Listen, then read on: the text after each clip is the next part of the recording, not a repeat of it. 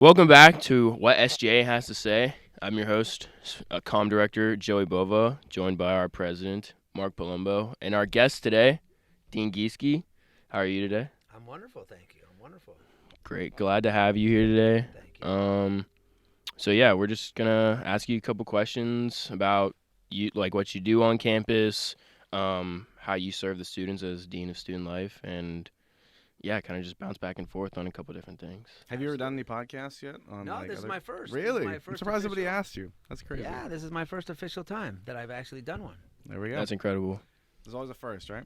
Yeah. I did an interview in the CMI, but that was not a podcast. That was Oh, like an interview. yeah. I think that was UView. Oh, okay. I think it was what it was.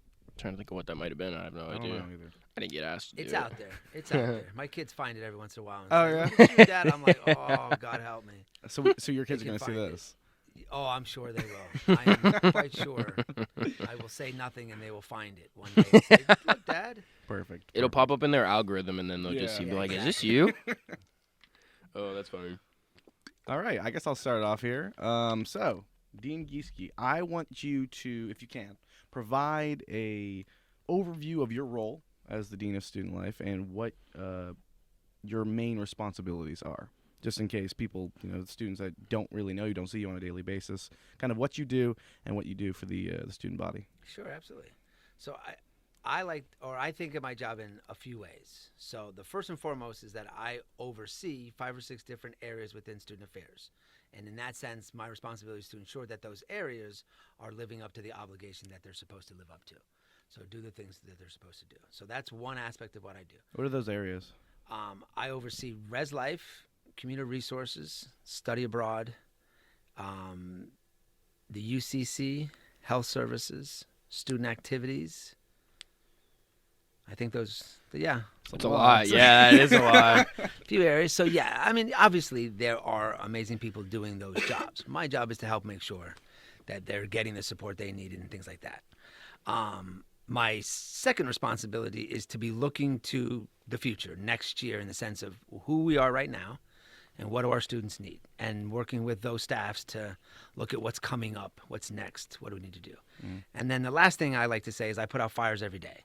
Like that's the main part of what I do on a day-to-day basis. It's who knows what any given day can be, and so my job is to help figure out whatever the issue is and get it resolved. That can be a huge issue. It can be a small issue. It can be, I don't like my roommate. Okay, let's figure out how to get you where you need to be, to something quite more than that. How long have you been dean of student life? I mean, you said you have a lot of things on your plate as in the position, but like Mark was saying, if people who may not know you, how long have you been on Point Park's campus, as well as just as the dean of student life? Yeah, so I started at Point Park, believe it or not, in 2007. I started in the summer of 2007. At that time, my title was I think Senior Assistant Dean of what was called Campus Life at the time. So that's sort of where I started my career here, and I've been here 17 years. This is my 17th.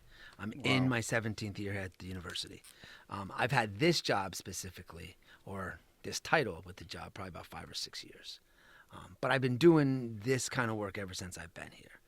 That's where I started. I was at a university in D.C. prior to moving here. Okay. And I was in student conduct there, and so I took it to the next level. Gotcha. Okay. Yeah. Do you have any I know you said you put out a lot of fires. Is there any you mentioned roommates? Is there any crazy roommate story that you could tell us? Anything within reason, of course. I've been I'm always curious, especially when you said that was just the one example that you listed. Sure. So the reality of it is that over my time in student affairs, there's probably not an incident that I haven't at least heard about, dealt with. So it is amazing to me how even in a double, right? Even in a space that literally there's no space besides the two people and what's in it. The amount of things that one person will do, even though the other person's in the room, those can be some of the crazier stories. No, yeah, that makes sense. And I've seen that more over the years lately. There's Really? there's far less discretion today Mm-hmm. than there was 10, 15, 20 years ago. They were just like, yeah, we have a room. Yeah, great. everyone's just like, yes, let's go. Got a room and a roommate. I can't imagine I mean, I got here whenever like COVID happened, so there were kind of just already the rules and regulations that we had to abide by, and I was in originally a triple, and then it got moved into a double. Correct. So like that was kind of weird in itself, where we just had like the extra bed sitting in our room, and we're like, all right, well, like, what are we supposed to do with this? And it kind of just became our like storage bed. Like we would just put stuff on it because we didn't really want it to like sit on the floor or whatever. But Yeah. I mean, I never had any issues with my roommate. I still live with him, and I'm a senior now, so like. Yeah, I never really had a problem with that. I commuted for the first 2 years, so I. Yeah, clearly you didn't. No, not at all. No, it was easy for me. I didn't have to deal with you. It was good. But the only time I did live on campus was the summer, whenever you offered the housing for student government stuff, and that was good. It was a great time. I know there wasn't really many people there because it was summertime, but it was in Boulevard, and it was pretty good. I didn't really have any problems because I didn't have any roommates. It's not bad living on campus with no roommates. I've heard a couple people like it, but I heard a couple people don't like it. I would do it that way. I would have a single. Yeah. Really? Oh yeah. If I had my choice, because then you control the space. Mm-hmm. You control who comes in. Mm-hmm. Like you can have a single and still be the most social person on campus. Oh yeah. You just have control over your space. Mm-hmm. So, building off of that, being the most social person on campus in a single, is there anything that you could describe as like the current state of student life on campus? Any significant trends or changes that you may have noticed? Not within your whole time here, but I guess probably within the last 4 years. I mean, 2020 was kind of a weird year for everyone, and going from then to now has definitely been a huge change. Is there any like thing in particular that you may have noticed on how people interact on campus compared to 2020 to now, or anything out of the ordinary that for the better for the student life on campus? Now you changed it up with that last question, but I will say this: the thing that surprised me the most is how reluctant students have been to come back as a collective. I anticipated that first year made sense, right? So your first year was after COVID started, right? Yeah, I graduated high school in 2020, and then I came in the fall. So you're part of the group that literally got an email from us as you were driving onto campus to say, by the way, we've changed up all of Yeah, our FYI, if you have a triple, one Right. of your roommates is not going to be there, Right. or whatever it may be. Right. And so I anticipated that year to be some reluctance in interacting with one another and all that. What I didn't anticipate is that in the 2 years since then, especially the first year, I thought people would just love to come back and just jump right back into everything that they used to do because they hadn't had it. And that was not the case. Students were far more reluctant to hang out in large groups. And we did have conversations from families and parents who are like, why are you going back to regular housing, full housing, that kind of idea? Why aren't you using a hotel? That surprised me. Yeah. I just anticipated people would be like, I just want to go I'm back ready to be back to normal. Right. Yeah. And I don't know that we've got this year for the first time feels more like it used to be. There's far more participation. There's far more things going on campus. There's less reluctancy when they see something to say, what are you all doing about it? Yeah. So it's taken a couple years. That's been the biggest surprise for me, is how long it's taken us to sort of get back Return back to normal. Yeah. a little bit more normal. Yeah. Whatever that is. Last year Right, felt exactly. like, I mean, somewhat normal, just from like a personal experience. Like, granted, there was still, like you were saying, some reluctancy from students and parents who may have just been like, I don't know, like, whatever it may be. But, like, compared to the year prior and obviously the year before that, like, being involved in CAB, there was a lot of events that we would throw. And I was surprised to see the amount of people that were to show up, especially, like, bingo as an example. Like, there's a lot of people that show up to bingo. Yeah. And I would see large groups of people either waiting outside or all inside waiting Every to time. play. And Every time. compared to the year prior, where we were starting to kind of just like get people back into the swing of things and try and have an event here and there, whatever it may be, and maybe there was like 20, 25, 30 people maybe, and then the following year there was 50, 60, maybe even 70 depending on the night. But like, you're right, it was weird, like a weird transition from where we started, where there were all the rules and whatever, and everyone had to be careful and whatnot, and then jumping to like, all right, we're gonna try and make sure everyone's trying to have as normal as an experience as possible, while also still making sure everyone's safe and abiding by all the necessary precautions that are applied to everyone. Without a doubt. I have another question. Mm-hmm. So how do you and your team, I know you don't deal with everything like super in depth. I know like you have other people that work in those specific offices, but how do you and these offices and your team support students' overall well-being outside of the classroom, outside of their academic success, or even including that, to support their personal development moving forward through their college experience? Yeah, I think there's a few ways. I think the reality of it is that there is some typical, hey, this is where you are in your life right now, and here's some things you should be focusing on, and here's some tips for things we anticipate you're going through. With every school year, I mean, it's one of the things that I'm very intentional about, which is why housing is set up the way it is, and that I believe what a new student, what a first-year student needs versus what a senior needs are two very different things. Mm. And so I ask and expect that we are focusing on the needs of the students of where they're at. So that's the first thing, to think about everybody where they're at. A first-year student coming out of high school, that's the life they know. That's what they know. That's their experience. That's everything they're related to. Versus someone who's been here 2 and 3 years, now all of a sudden that experience is different. Yeah. How much support they need, what exactly they need. But then it's also not necessarily that they need different support. It's just what it is that they're focusing on, right?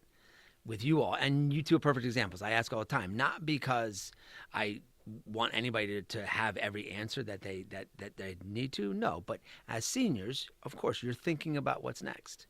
Where am I going? What am I going to do? What's next on my plate? Mm-hmm. So those are key components that I think are important to be thinking about first and foremost. Who's where and what do they need on a general sense, and let's provide that. And then secondly, it's why I'm at a university this size. So I started my undergrad was at a school actually even smaller than this, if you can believe it. They actually exist. Yes. Whoa. I know. That's crazy. I know. And is it still a university? Yeah. Where'd you go?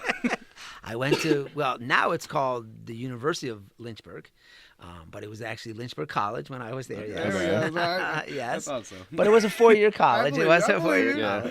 college. But that's my experience, just like you all. I got student government and student conduct and orientation. All of that I got at a very small school.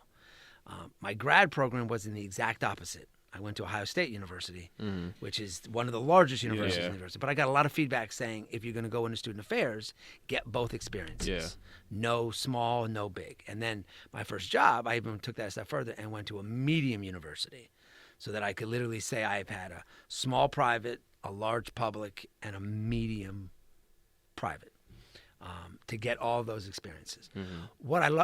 All that is to say, to come back to the point, which is that small universities allow us to have one-on-one interactions far more than at larger universities.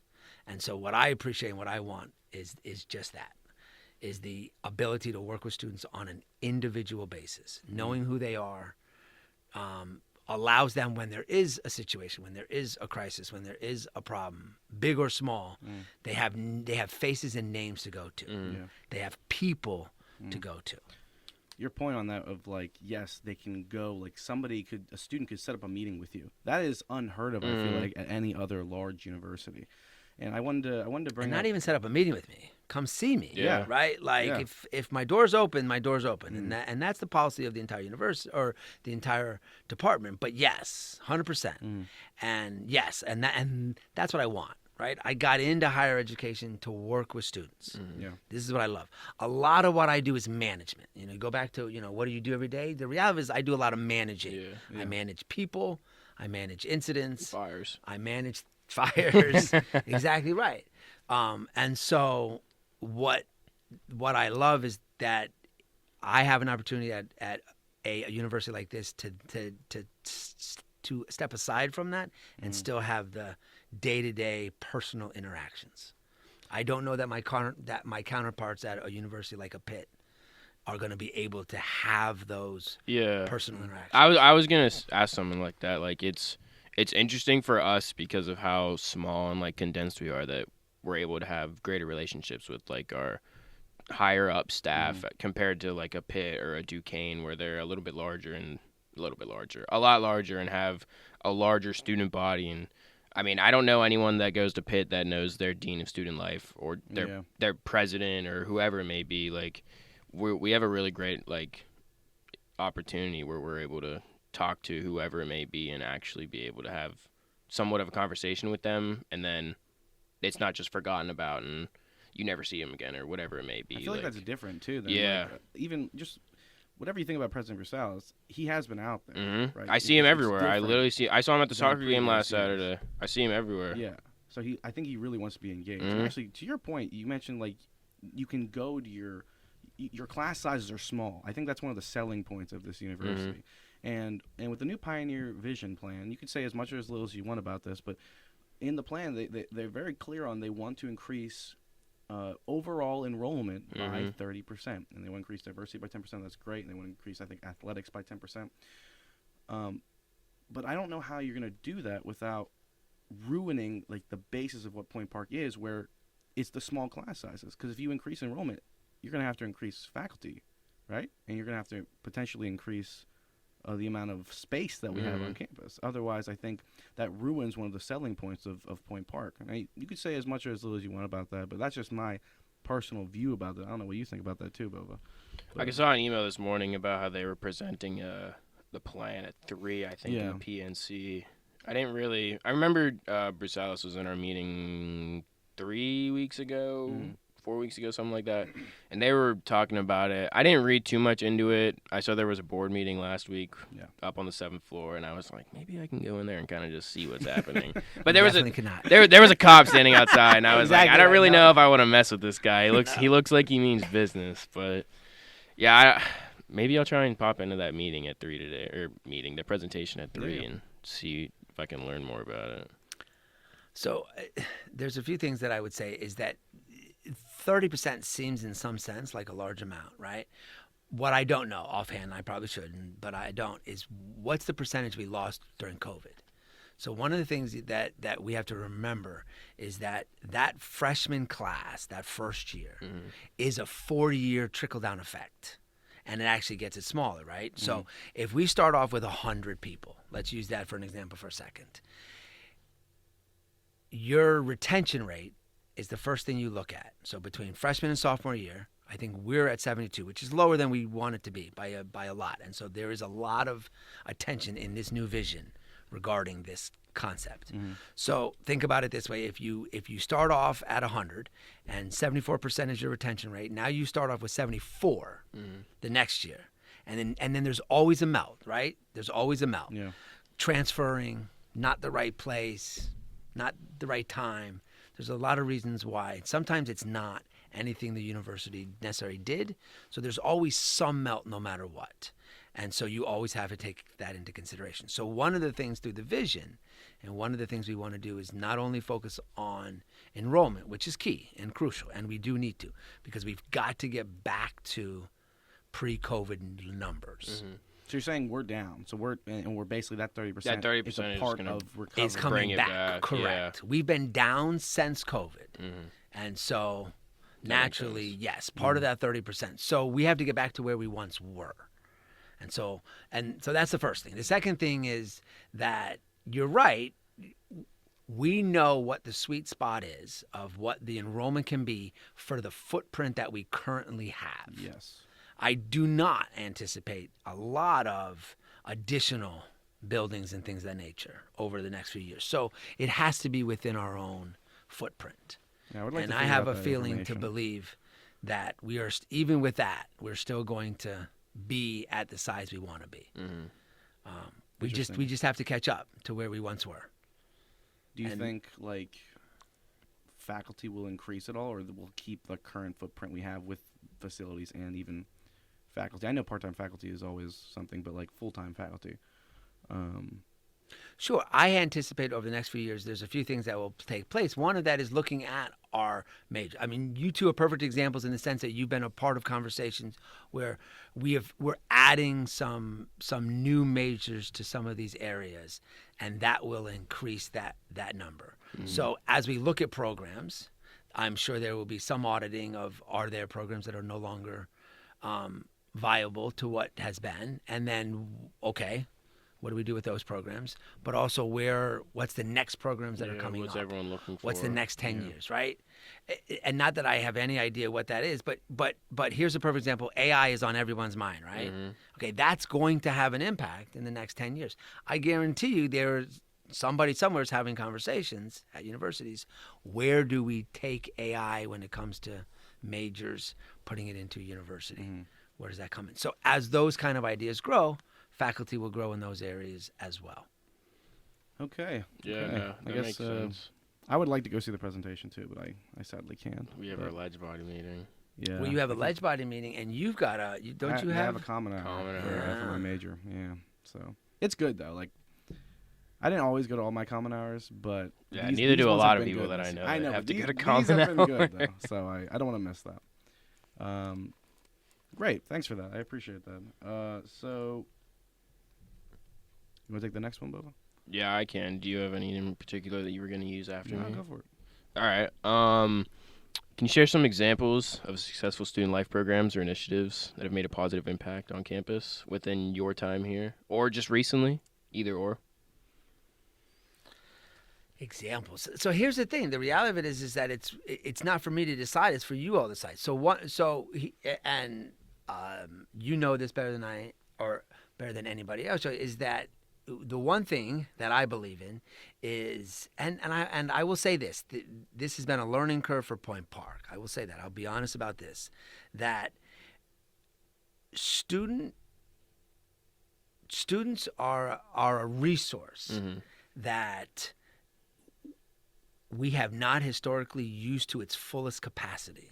And by that I mean there's energy and smarts and ideas and thoughts that are all there for the taking. You just have to go get it. And I think we as administrators from time to time get lost in the ability to use that resource to its fullest potential. So I've always believed that everything should be student driven and student led and student run. You've heard me say this before, both of you. It's your university. It's not my university. I didn't graduate from Point Park University. I love university. Been here 17 years. Don't have any plan to go anywhere in any near future. But it's not my university. It's not the colors I wear on the weekends, right? It's not the sweatshirt that I have when I'm going places and doing things. I have 2 universities that I went to. That's what I did. So I've always believed it's important for you all to decide what your university will be, what you want, which is where CAB comes in, which is where SGA comes in, which is where all student-led organizations should be. Everything should be a student thought-driven for then really 2 major reasons.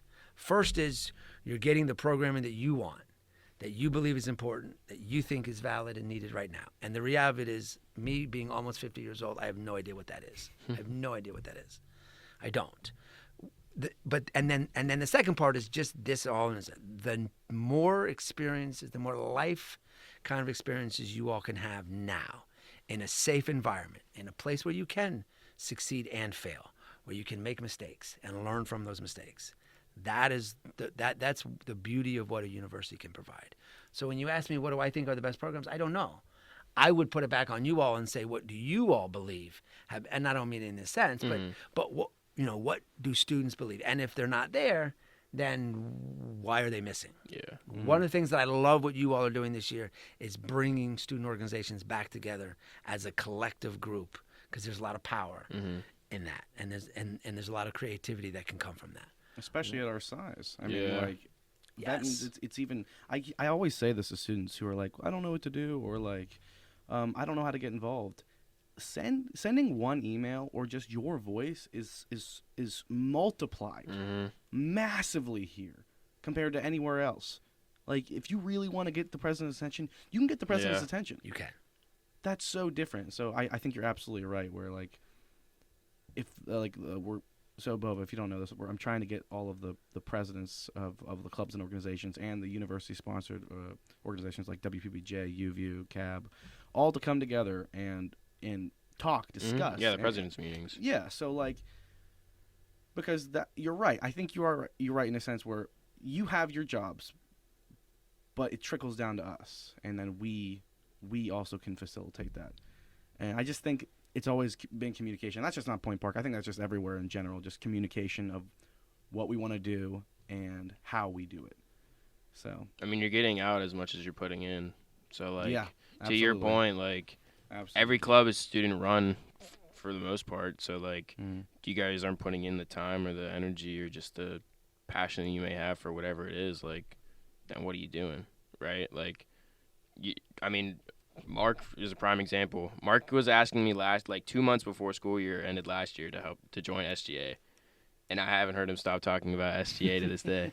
But he's passionate about it. Yes. Like, Mark loves SGA, and I know for a fact, and I know a lot of people on campus know that he loves SGA, and he's passionate about, like, what our goals are and the things that we're accomplishing and the things that we've already accomplished. So, like, I don't know. It's crazy. Like, well, yeah, you have to have a vision, right? Yeah. I mean, that's you mentioned this to me before we even started this year, and just SGA in general. It's at least the time I've been here. It's been weird. There's been a lot of changes. I didn't know anything about SGA until this past year. That's also another issue.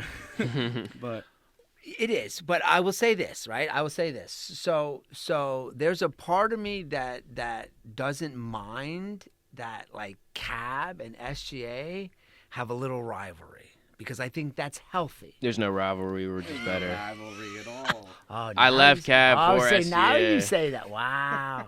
Wow. I got them all. You're Mark right. did bring in a lot of CAB people. You did. They're active people on campus. Yeah. I agree. No, grab the active ones. Absolutely. Change No is doubt. nice, though. I like a little change. Yeah. And different thoughts. You're bringing in what you learned over the last few years into this organization, which goes to exactly why this President's Council is so important, because everybody's bringing what they know into the room. I will say this. One of the things that I struggle with college students, and it goes to what we've been talking about, is too many times students say, what are you going to do for me? How are you going to fix this? And I get that. At some level, I get the idea. And it's thrown in our faces all the time. I pay so much to go to this university. You need to fix this for me. And yes, at some level, I get that. But I will also say, and it goes to what you just said before, which I'm going to get put on a T-shirt because I think it's amazing. What you put in is what you get out. I love that idea because I think it's so important. It's not what I can do to fix the problem. It's what you all can do to help fix the problem. Because one, I think it's going to get fixed better. And two, you're going to be better for it.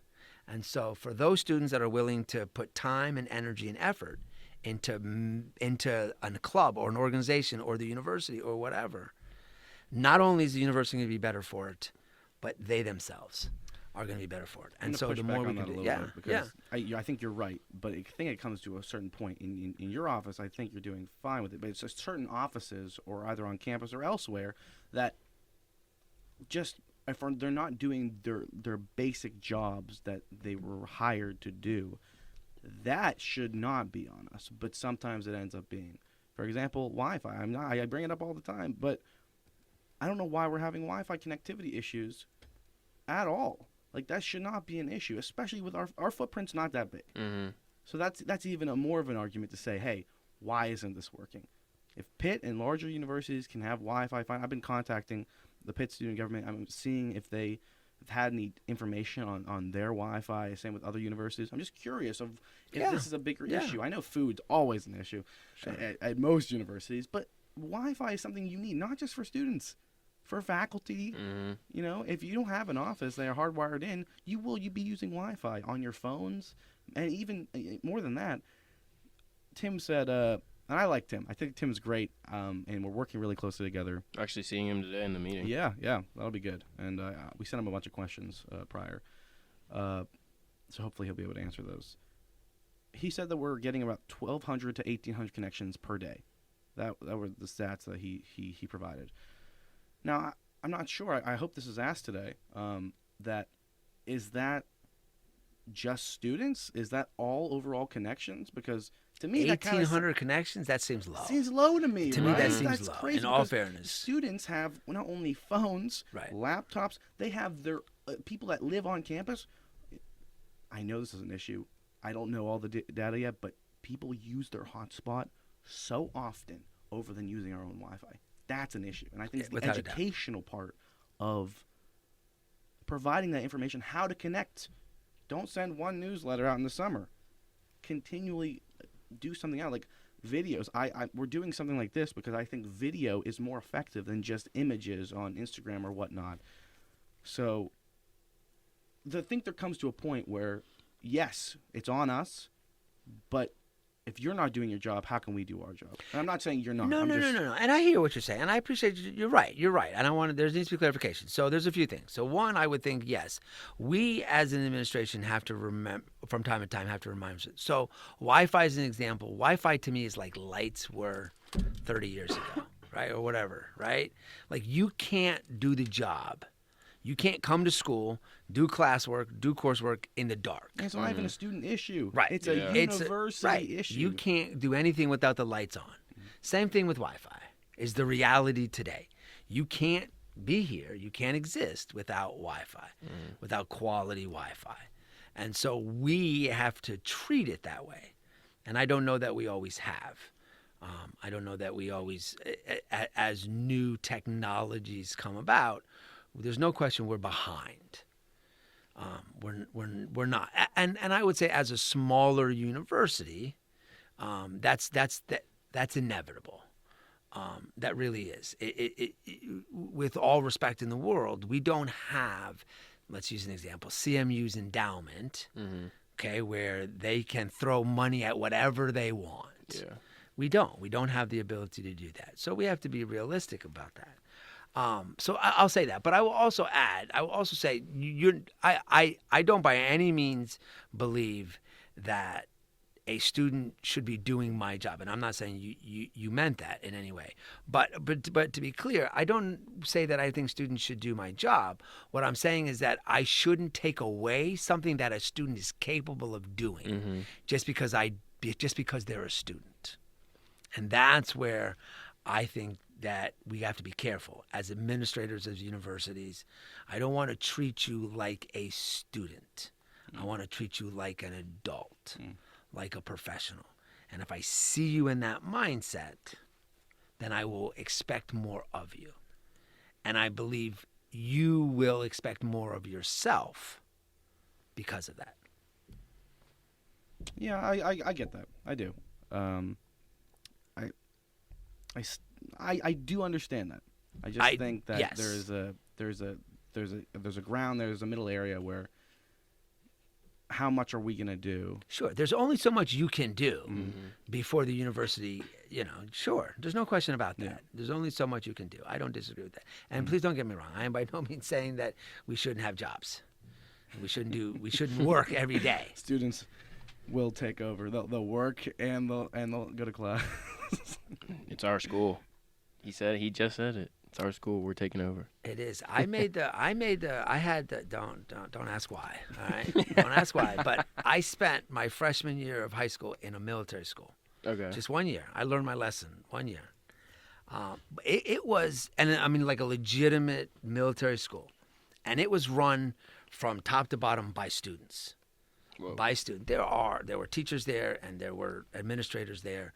But there was a commander who was a 4-year student, and every rank you can think of, all the way down to privates, and everything, every day, all day long, was run by students.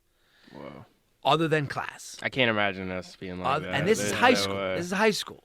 Your freshman year of high school? My freshman year of high school. So you were like 15, 16, and I was 14, 15 years old.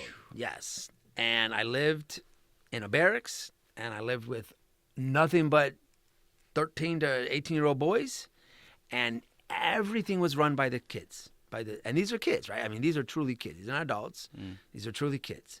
But I'm sure there was supervision. But every conversation I had, every meeting I ever had, any discipline I ever did, any issues I got in trouble with, any good things, other than the day-to-day class experience, Everything else was run by kids, was run by the students. That's wild. Yeah, And so I got cool, in- actually. Right. I got this idea that put in the right circumstances, given the right supervision, given the right support, you can. Mm-hmm. Right? I'm getting old, right? So I know this. But one of the things that if you ask me, what, better or worse as we look at times and over times, there are so many things that we are better at today as a society.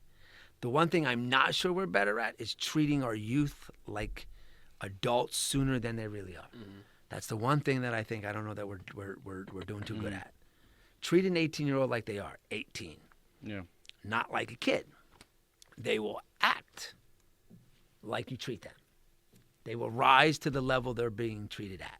I completely agree. Yeah. And that's what I mean by it's your school. It's what do you want? Let's do it together. It just made me think, like some parents nowadays, when they have young kids, I mean, like young kids, I'm talking like 3, 4, and they're giving them like iPads and stuff. I don't know, like it's a completely different thing. It just made me think about it. I don't know how good that is for their development. Yeah. Instead of like just like letting them Like, what does letting them what does fail, that truly do right? for them? Yeah. Like letting them like put their hand on the stove, you know what I mean, and like burn themselves. But they'll know that they don't do it again. It's like those like type of life experiences that you learn. That just made me think about that. Yeah, it happens every day, even here, right? You know how many times I wish I could say to a family member, you shouldn't be the one calling me. Your student should be the one calling me. And I can tell the families that this is not their first student or they're in the business in some way, shape, or form because the student will email, the parent will be CC'd versus the other way around, where it's the parent emailing and the student CC'd. Yeah. I would prefer far more.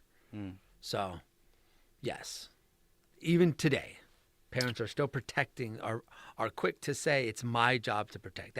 That is something that I have seen over the last 10 years change, where it is definitely swung to it is my job to help my student so that they don't have, like, I'll fix this problem for them so they can focus on something else. Yeah. So there's definitely been that mindset that they're already stressed enough, they're already busy enough, they shouldn't be handling this, I'll do it for them. I mean, it's the same for you, though.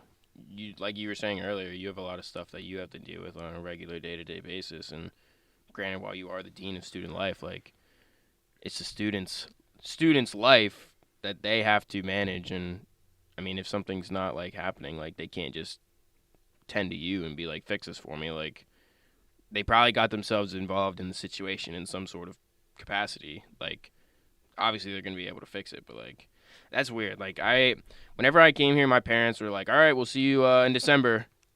And I just got dropped off with the roommate that I met one time. And I was like, all right, well, like, I'm here now. Like, let's figure it out. And I mean, I have. Like, it's just weird to hear, like, parents reaching out to faculty and being like, you have to fix this because my son or daughter is having an issue on your campus. Like, and then, I mean, I remember you saying it freshman year, is your campus, like, and I mean, yeah, it is. Like, if I ever have an issue, like, I'm not going to call my mom and dad and be like, yo, like, this is a problem. Like, I can't handle it. You do it. Like, Yeah. I'm a grown man.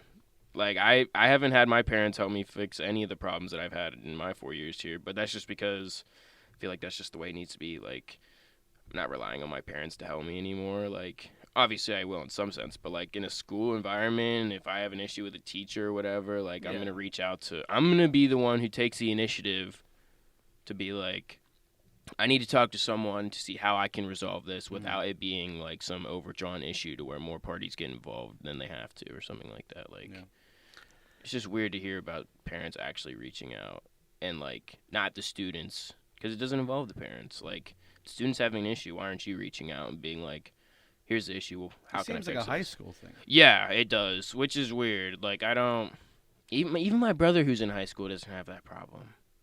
Like, granted, my brother is not as mature as, like, someone in college, but, like, still, like, he doesn't manage to call my dad and be like, yo, my teacher is doing this and this, like, it's a problem, fix it. Like, that's weird. I didn't actually know that, like, actually happened.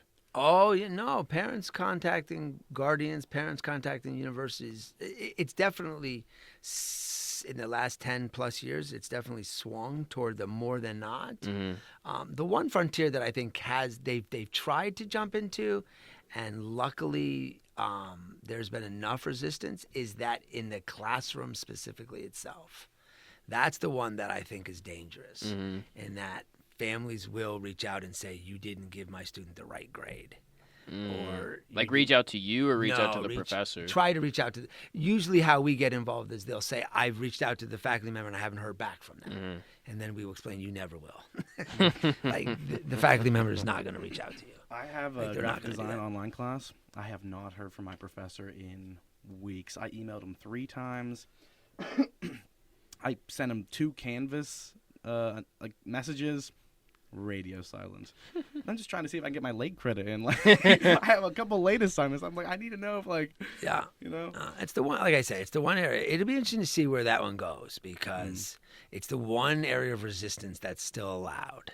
In that faculty have tenure, and so there's a little bit more. There's a little more confidence, a little more comfortability in doing what you want because provided you don't do something horrible. You're not going anywhere, and so there's a little bit more freedom there. But yeah, that's the one. That's the one area that, like I said, they've tried, and every university will give you stories. Where families have, but that's the one where there's been the lead. The rest of it we have been infiltrated without. Parents are involved in every aspect of a student's life, without a doubt. I wanted to flip the page for a second. I wanted to talk about. You said community resources. You're in charge of that. Could you talk about like what community resources we have? I know we have like the commuter lounge, right, in Lawrence, but I don't even think people know it's called like the commuter lounge. Like I think most people in Lawrence who live there use it as like their lounge as well. In August they do. August and September because they have no air conditioning. Yeah. So the Lawrence residents use it in August and September because it's the first floor that has air conditioning.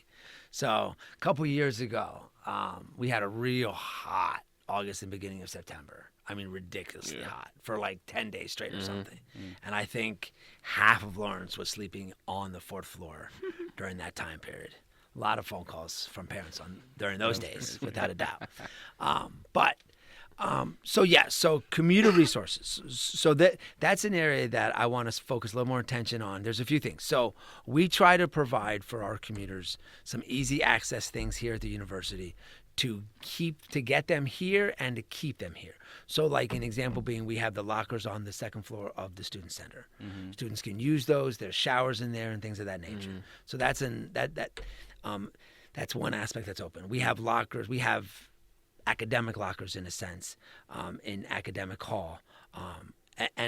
For free of charge, all you got to do is bring your own lock itself. But students at the beginning of the year, commuter students at the beginning of the year can rent, for lack of a better word. It's so wild because I remember when I was a freshman, I was like, my parents would ask me, they were like, do you have anything on campus you can put your stuff in? 'Cause I was carrying all my stuff with me. I'm like, I don't know. Right. So I don't think I ever. I'm trying to think. I don't ever used one of the lockers, but I also just kept all my stuff in my room. But I don't think I've ever seen a lock on the lockers before. Granted, I never really used my locker in high school. I kind of just carried everything around. Actually use the lockers. I can give you that answer. Right, I can give you that answer because I can tell you how many lockers have been reserved.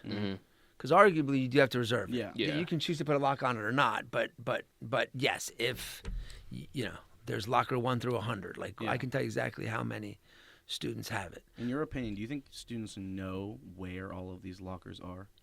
No, I'm sure they don't. And I'm sure we can do a better job of not necessarily where they are, but that they exist. Both. Yeah, and just letting people know that you can have them. And then you can get them, sure. That's just another thing. Like, I just figured out, well, I knew this before, but then I redid it. We have a New York Times subscription. I didn't know that. Yeah, there's a lot of things that we get that it's just like, why don't we know this? And that comes back to, like, why is that our thing to fix and put out? We put out a student resource guide. Why has that put on the students to put out there? I'm not saying this is you at all. I'm just saying, like, overall, like... Because there's too much information. Yeah. The reality of it is, Mark, honest to God, think about it. Every single office at this university has something to provide you a service to. How much information? Like, there is information overload. And when do you get it? And how often do we remind you? Yeah. And so some of it, and that's why I say some of it is you do have to ask if you don't know. That's an area where, because I will say, I guarantee if you ask the library or you ask Student Life or you ask whatever office, they will show you, here are the emails we sent out, here's the social media posts we've put out, here's the meetings we've been in. And I understand it's not enough, right? Because either you weren't paying attention that day that we were there, or you made a miss that day, or you quickly blew through that email that got sent out. You know, you both know how many students do I know say, every time I send a campus announcement out, I get a take me off that list. Every single and some are a little more colorful than that, as you can imagine. So some of it's overload. Some of it truly, there's a handbook and there's a website and on and on. All that information's there. You got to go look for it. You got to find it. I get what you're saying, though, is if you don't know it exists in the first place, you don't necessarily know to go find it. So it is a give and take. I don't disagree But with I think it's how we did the calendar this year. Yes. It's a great thing that we have a university calendar on the website. That was something that was crazy to me, that athletics and club events had their were own, just separate. So we didn't know what was going on. Technically, 3 different ones. I think we can do the same thing for the resource. I know we have a search bar on our website, but still, like, what are you going to search for? So I Sure. think, No, like, I don't there should be disagree with something, that. Even though there is an overload, you're right. I completely agree with you. Something more comprehensive, where we can look at it in different sections. And I've looked under the Student Life tab and other tabs, and there is stuff there for sure. But we can do more, no doubt. Yeah, Sure. it just depends. Like, even the free stuff, right? Like, if they don't know they're having it, they're not going to get it. Sure, correct. I will also add that part of it is that we have to. So when it comes to community resources, so the other thing is, what do we offer? Okay, and we can do that. But there's also, how do we help you? We spent, our communities are just as important as our residential students when it comes to helping educate and all that. So where we've missed the last few years in trying to wrap our heads around everything going on, and I want to get back, and Desmond and I have had these conversations, is how do we help our commuters in the community with regards to what they're going through. So first time you get a lease, do you have any idea what that means? How do you deal with it? First time you go look for an apartment, a place to stay. What are you looking for? What are you asking? How are you a good neighbor? Right? Our students living in the halls will tell you that not all their neighbors are good neighbors. There's a lot of noise complaints, and there's a lot of banging, and there's a lot of late night things. But when you live in a community of families that are not just 18 to 24-year-olds, but older people and younger people and people that have kids and people have to get up in the morning and go to work and all those things, your impact in the community is different and changes. So that's an area where we need to spend more time on, helping our community. The more, as you two have seen, there's more student housing in the city than there's ever been before, right? So one thing that you two probably don't know, or at least don't fully understand, would be that was not always the case. Oakland used to be the place to live if you didn't live on campus, because of the Playhouse being out in Oakland, right? So it already opened up that door, and then there became a soccer house and a baseball house and this house and that, and all of that was in Southern Oakland, and it was wrapped around that. As the Playhouse came down here, so too did the students. And so we've seen and know there's far more student expense housing, let's say it that way, in the city than there's ever been before. And it's only getting more and more. I mean, we're seeing more and more apartments getting built in the area. So we as a university have responsibility then to help you all maneuver through that as well. And what does that look like? And so that's an aspect of community resources that we're missing and that I want to build back up. Yeah, that makes sense. I feel like that's more of like a one-on-one basis thing again too, though, right? Well, and it doesn't have to be, right? It doesn't have to be. It is, because it is. But there's no reason, as we are looking at next year and saying to our students who live on campus, hey, you want to live on campus again next year? Here's what you need to do. There's no reason we cannot simultaneously be having conversations with, hey, you looking to live off campus next year? Are you ready for that? Have you thought of these things? There's going to be some type of forum, something or other, come to it. Let's talk about Yeah. what are the things that you need to be thinking about. We can be doing both of those things simultaneously, and we should be doing Yeah. because we have both residential and commuter students. Senator Samora is huge on community resources. I mean, that's why she joined. I had a meeting with her before we had the elections, and she was like, "Yeah, I don't know." And I'm like, "Well, you can focus on what you want to focus on, right?" I keep telling all the senators, like, we have goals and we have like a vision overall, but if there's something like you want to fix the damn elevator in Thayer that was broken for like a week, I think, or whatnot, then yeah, go reach out. Go. You can go figure that out. Absolutely, whatever you're passionate about. Do you know by chance the numbers on commuter students versus the students who live here? I assume commuter students obviously are the majority of the people. Yeah, there are. So I don't think we've gotten this year's numbers yet. Let's say there's approximately 2,300 full-time undergraduate students going to the university. Okay. A little under 900 of those are residential. So everybody else is a commuter. So it's usually about two to one commuter to residential. Is usually what we have. Because even when we used to be at capacity and we had Thayer and all that, it was 1074, and I think the most we had was 3,000. So I think it's approximately 3 to 1. Okay. Or 2 to 1. That's crazy to think about. 2 to 1, but also like people who live on campus are from all over the country, if not the world. So like, yeah, that's understandable. That's crazy to think about. 2 to 1 for community students. Huh? I didn't know that. That's you have any other interesting. questions, Bova? I got one more. I just asked the last one, so if you got, I'm just here listening. I like the information that's getting dished out. Last question for you. Thanks for doing this again. Of course. What advice would you give students who want to get the most out of their college experience? I know you already said, you put in as much. Actually, you get. Joey said. I said that. I said it was. He said he's going to put it on a I'm gonna t-shirt. put I it thought on a you t-shirt. said he said it. You said. No. Well, he said something that I kind of just turned into. You put in what So you get. What Bova said. Correct. Let's be honest. Yeah, absolutely. No, Credit where credit's due. absolutely. I appreciate Facts. that. Yeah, of course. I'll get this. I say something at least intelligent once a day, and that was probably my once a day for today. What do you think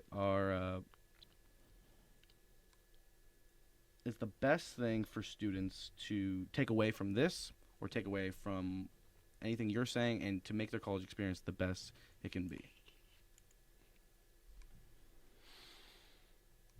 Inside the classroom, outside the classroom. Sure. So I'll say it this way. So and I think we've joked about this before a little bit. So one of the things that I love and hate all about college is this idea that you're in a bubble, okay? And you are, right? Like this is the double-edged sword, where you're in the bubble and you think I can do whatever I want for the next 4 years because there's no real life consequences for that. That is not true. Not at all. Right? There's nothing about that is true. In many ways, the biggest thing that somebody ever taught me back is you start to create your habits in college. So, and let's go to the worst case, right? If you drank every day in college, you're creating a habit of behavior. Mm-hmm. You're not going to stop that the minute you walk out of college. Now, let's take the addictive aspect out of it for a second. Even if that Any doesn't habit, exist, yeah. you're still going to do it. So I don't like this idea that I can do whatever I want for 4 years and then, because no, you're creating habits, you're creating skills, you're creating who you're going to be in college. But I will, so you don't get to say I'm free to do whatever I want. But I will also say college is that opportunity where you can do so many things where that ends when you're done with college, right? You've got freedom in college that you're never going to get anywhere else. And so what my advice is to take full advantage of that. You're never going to have another time in your life where your job is only 2 hours a day. Okay, and let's just say your primary job is school, right? I know for many of you that may not actually be the case anymore. But right, college is about going to school, getting an education. So your job is to get an education. Okay. The only time in your life where your job is going to be for 2 to 3 hours. And that's it, per day. And so with that being the case, then you have this opportunity now that you're never going to get again. After college comes those responsibilities that you can't, whether it's family responsibilities, job responsibilities. Once you start getting your own housing and things like that, you got to start fixing things. Time goes away real quick. Bills. Mm-hmm. Yeah, Bills, right? All those things. Obligations to your job, obligations to your family, obligations to your friends. Real all those adult things. stuff. Exactly not right. Just Exactly and right. whatnot. And so my advice is take every opportunity you can while you're here. You guys talk about it all the time. It costs $20,000 a year to go here. Okay, then you need to take. Busy guy. Yeah, I'm surprised it's only the first time it's gone off. I've actually been lucky. You have absorb all of it. Take it all. Do anything and everything. Take that trip to New York. Take that trip to D.C. when there is a trip. Whatever is available. Look at the calendar and do it all. Mm-hmm. Take advantage of all of it. That's what I would recommend students do. Leave college exhausted from all the things you've done, not just the partying. And the partying is important too. I will not take that away from anybody.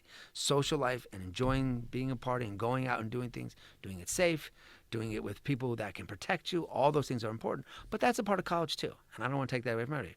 But so is everything else. Mm-hmm. So what I would say is this is where you can sleep the least, eat the least, and still function, right? And still be able to do it. So do it.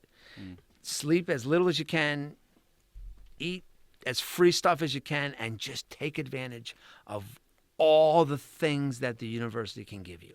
In your majors, out of your majors, I don't care, right? I don't care if this is a trip for this group, so what? Going to Spain, doing these things, like these are the opportunities, these are the times now where you can do it, where you won't be able to do it after that. Yeah. All of a sudden, real life gets in the way. Yep. And so don't let real life get in the way now. You have plenty of time for that to happen. Mm-hmm. And it will quickly get in the way. Yeah. Dean Gieseke. Thank you. Yeah, for thank real. you. Thank you. Yeah, this was good. That was really good. Yeah. Very informative. Good. I'm glad. I think a lot of students will appreciate what you had to say. Yeah. Thank you.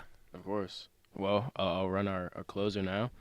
Thank you to Dean Gieseke and Mark, of course, for always helping out with the podcast. That has been What SGA Has to Say. Make sure you follow us on Instagram, Twitter, Facebook.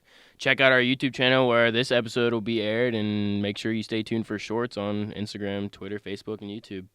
Thanks.